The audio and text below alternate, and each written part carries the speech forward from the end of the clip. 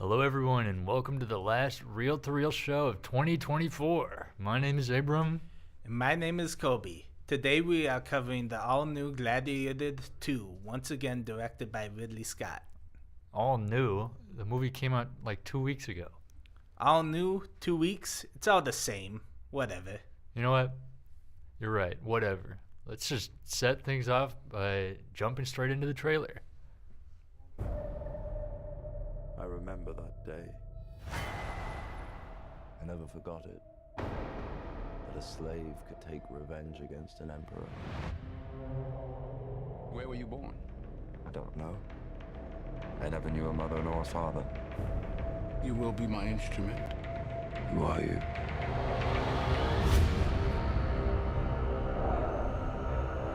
Did you hear that crowd? The greatest temple Rome ever built. The Colosseum. Because this is what they believe in.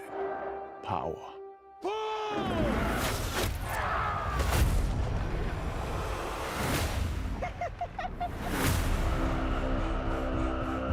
General Acacius, there are victories yet still to come. Rome has so many subjects, she must feed them. They can eat war!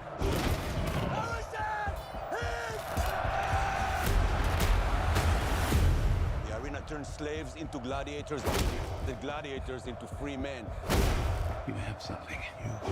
I knew it from the start. Did you now? Rage. That rage is your gift.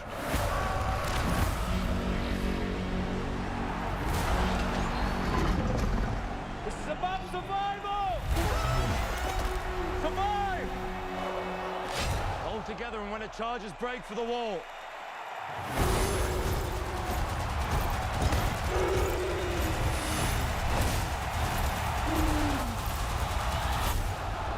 Whose head could I give you that would satisfy this fury? The entire Roman armies. Too much?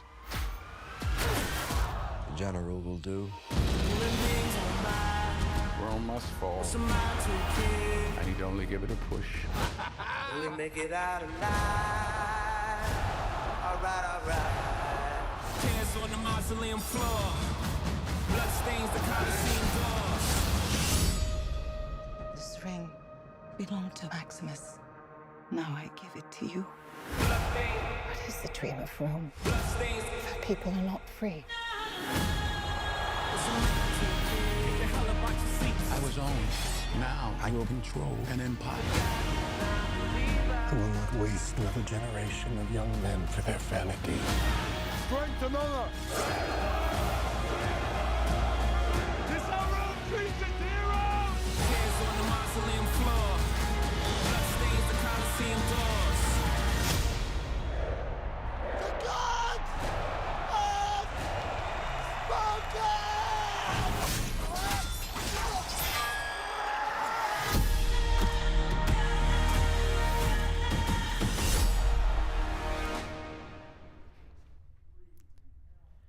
Gladiator 2 takes place 16 years after the first film, with Lucius all grown up, living in the North African kingdom. The Romans invade this kingdom, and unfortunately Lucius's wife is killed in this invasion as well. The Roman army conquers this kingdom and captures the remaining survivors, enslaving them, including Lucius.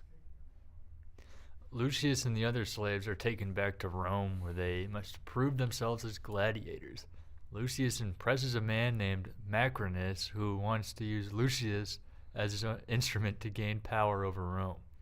He also promises that he will give Lucius a fight with the Roman general in the arena as revenge for his wife's death. Gladiator 2 was directed by Ridley Scott, although we've got to give credit to David Scarpa and Peter Craig for writing the story. Peter Craig also has some other pretty big movies under his belt, including The Batman, Top Gun Maverick, and The Hunger Games Mockingjay 1 and 2. Gladiator 2 also has some pretty big stars and upcoming stars in Hollywood. Gladiator 2 stars Paul Mescal as Lucius, Pedro Pascal as General Acacius, Joseph Quinn as Emperor Geta, Fred Hetchinger as Emperor Caracalla, and Denzel Washington as Macrinus. Now, why don't we go behind the scenes and see what these actors had to say about the director, Ridley Scott? I think Ridley would be a great emperor. If you can run a set the size of Gladiator, I think you could give it a good go running the Roman Empire. To be as big as it is, it has to be such a controlled environment. 8 counting, then we come down here, go 4 and 4. And yet somehow Ridley finds a way to keep it completely organic and spontaneous. All right, this is what we're gonna do now. Ridley Scott called, said, "Are you interested?" That was enough. He's a visionary. What he sees and how he puts it together. You've got all of these moving parts happening. Give me something all the time. And his ability to create these dynamic worlds is pretty extraordinary. Commit to doing it. You want to commit? Do it now. Yeah. Let's go again.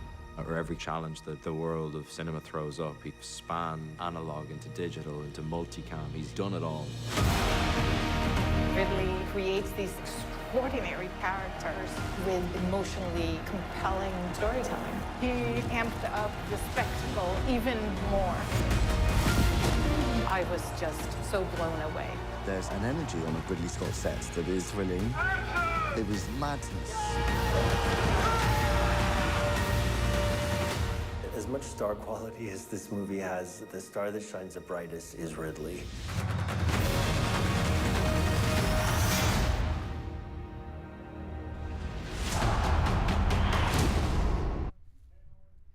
Apparently, during one of the scenes, one of the Praetorian guards wears purple and carries purple banners. This should have been impossible because purple dye was way too expensive at the time. Seeing how the first Gladiator movie came out in 2000, that means there was a solid 24 years between movies.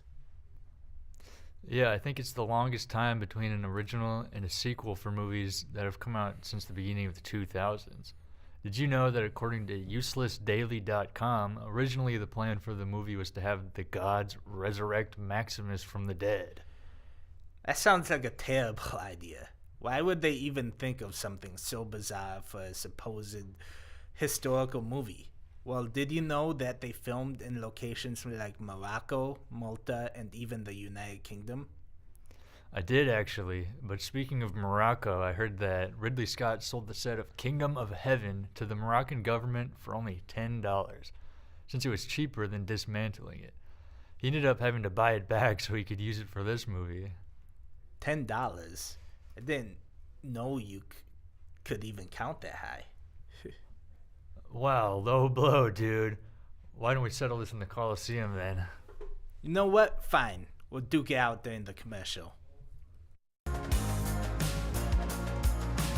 All of our equipment is professional. The studios are gigantic. Cameras, use the lighting equipment. All the audio and design is extremely professional. I've enjoyed using the vocal booth every now and again. So, yeah, it's a good spot.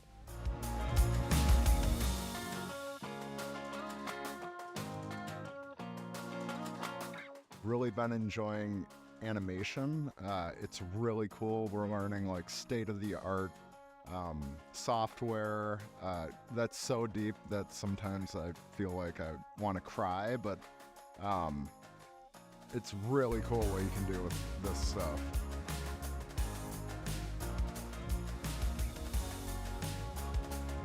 That's what I like here about Cinematography. It's very personal, and everybody knows everybody, and it's very welcoming.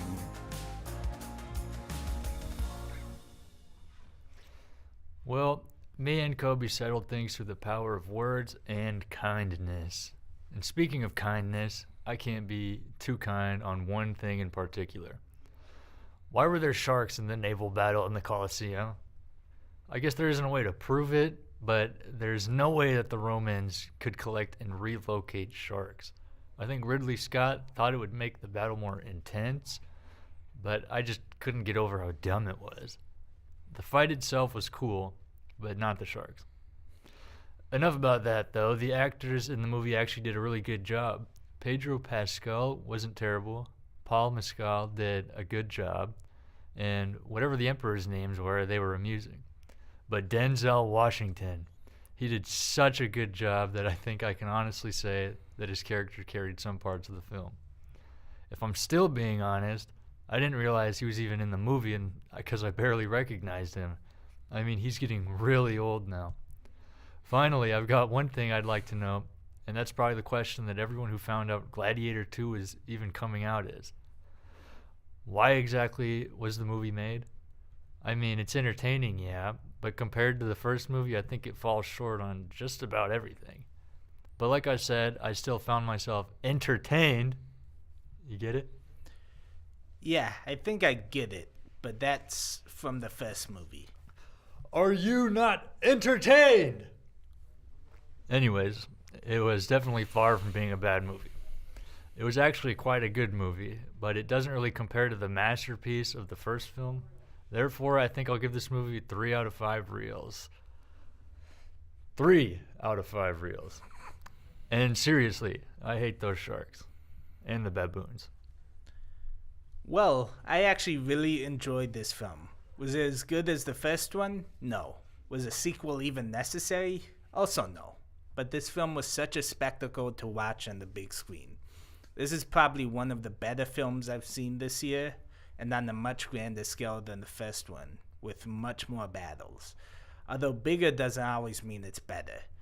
Unfortunately, I felt like the story wasn't as emotionally engaging as the first one, falling somewhat short of my expectations. I think it could have gone more in depth with some characters and the backgrounds and motivations. Usually we'll get a hint of a character's background, but it didn't really feel like enough to get emotionally invested with these characters. The one character I thought was the most interesting was Macrinus, played by Denzel Washington. First of all, Denzel Washington was perfect as Macrinus. Every time Denzel Washington was on screen, he commanded your attention. He carried himself with such poise and grace, but was also very enigmatic, which made him had me wanting to find out more about his character. Although I think leaving him more mysterious was the right choice because it made him more interesting and a better character. I wish they would have done more with Pedro Pascal's character, General Acacius. It was just hard to get invested into that character. He just felt kind of bland in comparison with other characters in the film. I think Pedro Pascal did great with what he was given, though. I also would have liked them to explore the twin emperors' relationship more, which would have made a specific decision in the film more impactful. Last thing I want to point out is the pacing in this film is pretty fast, and I liked it. It didn't really feel like a 2.5-hour film to me. I even think the film could have been 30 minutes longer and would have probably been better. I usually can't say that for a lot of movies I watch. For the most part, I got what I wanted from this film, which was epic action. I'll give Gladiator 2 a 4 out of 5 reels. Thank you for joining our reviews today for one of our last shows this semester. If you want to see our past shows or any future shows we come out with, check out our YouTube channel. You can also find us on Facebook, where we post basically the same exact content. We'd also love to hear your opinions about this film. Did the film live up to your expectations, or were you disappointed? How did this film compare to the first one? Let us know in the comments below. Before we go, make sure to check out our next show because it's going to be a special one. Until next time, I've been Kobe. And I've been Abram, and this has been Reel to Reel.